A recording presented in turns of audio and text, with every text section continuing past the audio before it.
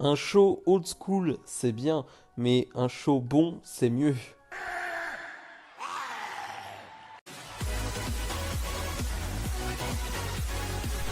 Et bonjour à tous, on se retrouve aujourd'hui pour les résultats de SmackDown du 7 mai 2021. On ouvre ce SmackDown old school, et oui, parce que c'est un SmackDown old school, on va faire un bond dans le passé. J'avoue que je m'attendais à un peu plus d'efforts sur le décor, sur le design du décor. C'est assez décevant. Voilà, on va avoir le retour du point, voilà, le fameux point de SmackDown, le Fist, mais il va être en 3D. Voilà, on va pas avoir de réel décor magnifique ou quoi que ce soit. Non, on n'a rien. Et c'est vrai que c'est un peu décevant, hein. Depuis la semaine dernière, on attendait un vrai décor, un vrai effort là-dessus. On l'a pas. Donc ouais, voilà, la WWE en plus, on a vu des photos, ils l'ont ce Fist. Donc possiblement ils auraient pu le mettre, mais non. Voilà, ils ont préféré faire un truc en 3D. Assez décevant. Bref, Roman Reigns, Paul Heyman et Jey Uso sont sur le ring. Paul Heyman qui va faire les fameux 10 coups de cloche pour le départ de Daniel Bryan, sauf que c'est même pas des coups de cloche, c'est lui qui va faire avec sa voix, hein, les ding, ding, ding. Et Roman Reigns, il va prendre le micro, qui va dire bah, en fait, moi j'ai trouvé quelqu'un, je remplace Daniel Bryan, voilà, parce que Daniel Bryan est banni de SmackDown, je remplace Daniel Bryan, et c'est Jimmy Uso qui arrive, Jimmy Uso qui fait son retour, donc le frère de Jey Uso, le cousin de Roman Reigns. Et là, je trouve que le clan prend encore une forme assez différente. C'est vraiment la famille et c'est encore plus stylé. Voilà, tout simplement. T'as les deux cousins, t'as les deux frères. C'est assez. Enfin, c'est fou, je trouve. Je trouve que le clan est assez dingue. Cesaro va arriver, va dire mais c'est impossible de remplacer Daniel Bryan. Voilà, je garde les yeux sur toi, Roman Reigns, même si ce soir j'ai un match contre Seth Rollins. Seth Rollins va attaquer Cesaro et on a Teddy Long qui va arriver. Voilà, SmackDown old school, forcément Teddy Long qui arrive, ça fait plaisir de le voir. On le voit quand même chaque année maintenant, hein. À chaque fois il y a une spéciale avec Teddy Long ou quoi que ce soit, mais c'est toujours cool de le revoir. Teddy Long qui va annoncer que si Cesaro bat Seth Rollins ce soir, il aura un match de championnat face à Roman Reigns à WrestleMania Backlash. Ok, ça c'est très cool, un vrai enjeu pour le Seth Rollins Cesaro. Donc voilà, je trouve qu'on commence plutôt bien ce SmackDown, mais si, même si tu te rends compte que voilà, comme je le disais, il n'y a pas d'effort visuel et je trouve que bah, on a déjà vu, là on est à 10-15 minutes de show et il y a déjà eu 5 minutes de replay et 5 minutes de on vous montre ce qui s'est passé bah, dans le passé de SmackDown. Donc ça va être compliqué, je pense, ce SmackDown à suivre en termes de temps. Voilà, je trouve qu'on va avoir beaucoup de revues de ce qu'on a vu dans le passé, justement. Donc ça peut être compliqué à suivre. Et on enchaîne direct, justement, avec Cesaro face à Seth Rollins. C'est excellent, vraiment. Mais bizarrement, c'est excellent, mais j'ai 3 points négatifs sur ce match. Je ne vais pas revenir sur tout ce qui a été bon parce que, comme je le dis, c'est un peu comme à WrestleMania, dès que ça s'enchaîne, dès que ça s'envole, j'ai envie de dire, c'est excellent. Il n'y a rien à dire, les deux sont parfaits. Mais j'ai 3 points négatifs. Le premier, c'est le début de match où bah, Rollins a attaqué Cesaro avant le combat, ce qui fait que Rollins, pendant 3-4 minutes, a un vrai ascendant sur Cesaro. Il est vraiment très dominateur et Cesaro ne peut rien faire. Et ça, j'aime pas trop. Voilà, cette Rollins, c'est trop dominateur. Et ça, je n'aime pas. Deuxième point négatif, bah, c'est la fin de combat. Hein. Voilà, j'aime pas trop cette fin de combat avec bah, une intervention de Jey Uso. Voilà, ça m'embête un peu parce que bah, j'ai pas envie d'avoir un Cesaro qui va gagner, donc Cesaro va gagner, mais avec cette manière-là, c'est-à-dire que bah, Jey Uso va mettre un super kick, ou c'est Jimmy ou Jey, je sais plus, qui va mettre un super kick à Rollins, l'arbitre ne l'a pas vu, et Cesaro va en profiter. Ça me gêne un peu, j'aurais bien aimé avoir une vraie victoire clean de Cesaro, je trouve qu'il n'y avait pas besoin de ça. Et la troisième, c'est la pub en plein match, voilà, ça c'est pas pareil qu'à Mania, hein, du coup, t'as une vraie pub en plein match, et ça forcément bah, c'est un peu embêtant, mais voilà, ça reste quand même un excellent combat pour un show hebdomadaire, avec une fin donc où Cesaro va l'emporter, il va donc aller affronter Roman Reigns à WrestleMania Backlash. On aura le temps d'en reparler de ce match, mais j'ai quand même très hâte de voir. J'ai très hâte de voir Roman Reigns face à un vrai athlète comme Cesaro, voilà, parce que pour l'instant Roman Reigns a affronté des plus petits gabarits, des gars moins costauds que lui. Là, on a quand même un Cesaro qui physiquement est très fort, donc j'ai hâte de voir ce que ça peut donner les deux là. Ruby Riot face à Carmella. Carmella qui fait une sorte de retour, hein. Ça faisait quelques temps qu'on ne l'avait pas vu. Donc là, va affronter Ruby Riot. combat qui va durer 2 minutes. Voilà. Qu'est-ce que vous voulez que je vous dise en 2 minutes? Bon, il y a de petits enchaînements sympathiques, on va dire, en fin de match avec des roll-up. Et comme d'habitude, la prise de soumission de Carmella qui est sortie à ce moment-là, elle arrive toujours bien à la porter. Pour le coup, voilà, j'aime pas trop Carmella sur le ring, mais à chaque fois, la prise de soumission, elle arrive bien à la sortir un peu de nulle part. Et ça, c'est plutôt cool à voir. Donc, victoire de Carmella en 2 minutes. Est-ce qu'on va reconstruire Carmella pendant quelques semaines? J'en sais rien. Et franchement, je m'en fiche un peu. Voilà, faut le dire. Voilà, Carmella, je m'en fiche un peu beaucoup. Bailey est sur le ring. Bailey qui va nous faire une superbe promo. Voilà, Bailey qui est la challengeuse de Bianca Belair.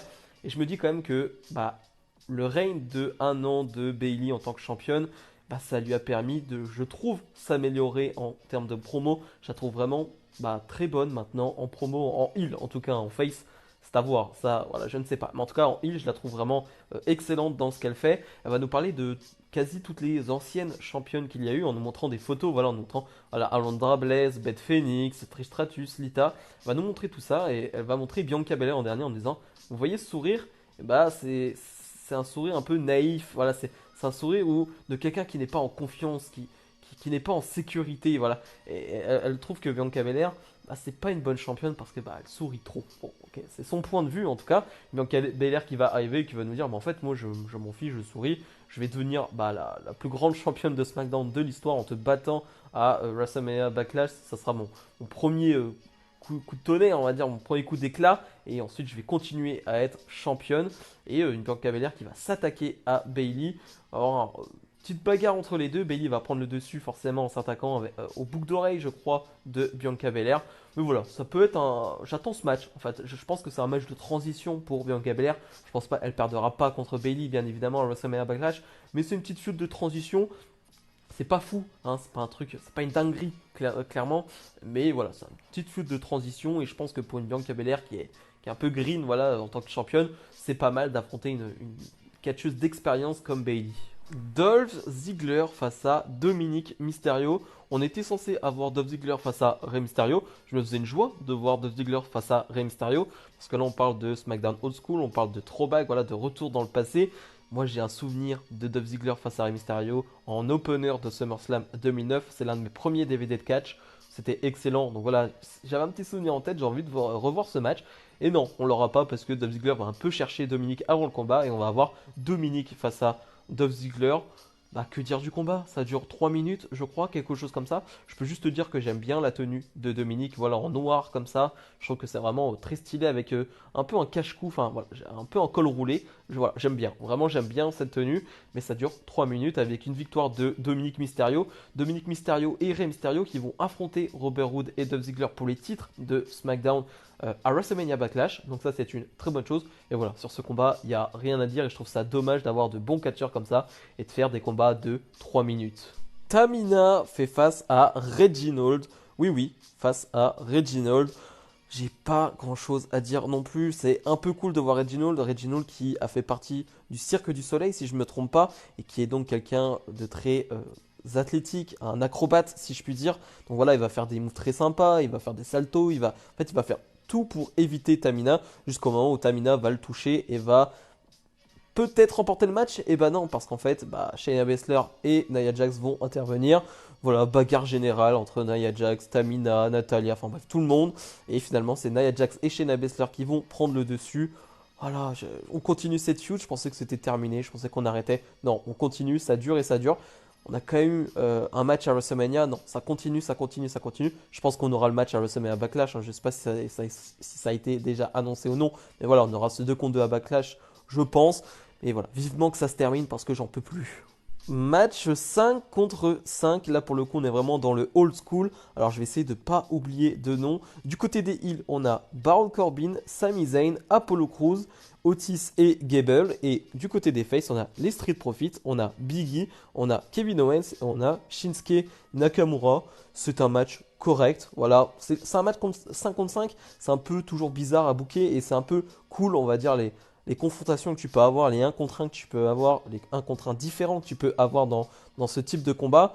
Mais on va pas se mytho, le plus intéressant du 5 contre 5, c'est toujours les fins de match où bah, les gens enchaînent leur prise de finition, ou en tout cas une grosse prise, où là, tout le monde enchaîne sa prise, et ça c'est toujours cool à voir. Là, tu en as 4, 5, 6 qui s'enchaînent avec un Montesford comme d'hab qui va s'envoyer en l'air, avec finalement un Baron Corbin qui va donner la victoire à son équipe. Baron Corbin qu'on avait plus vu depuis quelques temps, et qui arrive là et qui donne la victoire à son équipe. Ok, je sais pas s'ils vont repêcher Baron Corbin, je sais pas. En tout cas, s'ils veulent le pêcher, bon, moi j'aime pas Baron Corbin, mais qu'ils arrêtent avec sa gimmick de King, ça c'est sûr. Et voilà, qu'ils trouvent quelque chose d'autre. Mais voilà, sinon ça ne va pas. Baron Corbin qui donne une victoire un peu de nulle part, je trouve ça un peu dommage quand tu vois les noms qu'il y a en face. Voilà, bon, ok, il fait le tomber sur Shinsuke Nakamura, donc ça n'a pas trop d'importance, mais voilà, je trouve que le vainqueur, c'est un peu dommage. Le segment main event avec Roman Reigns et Jey Uso, bah, qui vont demander des explications à Jimmy Uso. Jimmy Uso qui a permis bah, à Cesaro bah, d'obtenir une chance pour le titre de Roman Reigns en frappant Seth Rollins. Donc voilà, il doit des explications et il doit surtout dire que Roman Reigns est le chef de tribu. Jimmy Uso qui va arriver et qui n'arrive pas à passer bah, après ce qui s'est passé justement à Hell in a Cell où Jey Uso ne va pas abandonner et c'est Jimmy qui va prendre cette serviette blanche et dire j'arrête. Voilà, tu arrêtes, c'est fini. Et donc Jey Uso il est encore dans le passé et Roman Reigns qui va dire mais nous on a passé, on s'en fiche de ça, c'est passé. Jey a présenté ses excuses, a dit que j'étais le chef de tribu. Voilà, toi, à toi de le faire maintenant. Et Jimmy lui il est pas très chaud pour ça. Voilà, il est pas très chaud et je trouve que ça fait un peu redondant. Voilà, on a vu cette histoire avec Jey Uso.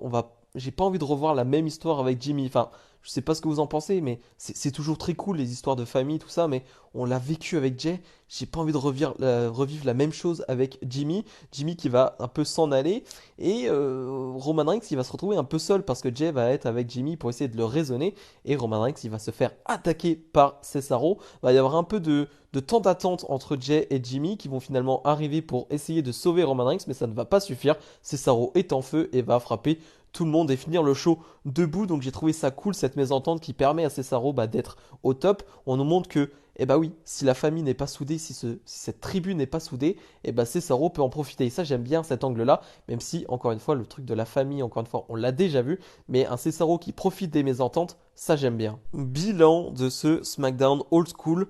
Comme je l'ai dit en intro, un show old school c'est bien, c'est beau, ça fait raviver des souvenirs à certains, pas à moi parce que voilà j'étais trop jeune pour vivre bah, ces moments de SmackDown là qui nous ont présentés. Mais le problème c'est que bah, il faut faire un show aussi. C'est-à-dire que c'est bien de nous montrer des images du passé, tout ça. Mais le problème c'est que c'est un tiers du show, ça. Et un tiers c'est énorme sur 2 heures. T'as bien 45 minutes, 35-45 minutes de d'images du passé. Et c'est trop. Ce qui fait que tu as trop peu de segments, tu as trop peu de matchs. Et c'est quand même bête parce que bah, c'est ton show. Je veux dire, c'est ton show du présent. C'est bien de montrer des images du passé. Mais ton show du présent, là, celui de maintenant, bah, il n'est pas mis en valeur. Voilà, clairement, il est presque mis au second plan. Et c'est quand même triste. Et je m'en doutais, je savais qu'il y allait avoir un truc comme ça parce qu'à chaque fois, WWE nous montre plein de vidéos, plein de vidéos. Et encore une fois, j'aime bien revoir du moment du passé. Mais il faut pas en faire trop. Voilà. Et là, c'était trop. C'était vraiment trop, trop, trop. Donc dites-moi en commentaire, comme d'habitude, ce que vous avez pensé de ce SmackDown spécial Old School. Et comme d'habitude, n'hésitez pas à mettre le petit pouce bleu et à vous abonner. Et oui, parce qu'on n'est plus qu'à voilà, quelques abonnés des 500 et c'est vraiment un gros objectif. Donc n'hésitez pas à vous abonner. Nous on se retrouve dès la semaine prochaine pour d'autres vidéos. Salut, salut.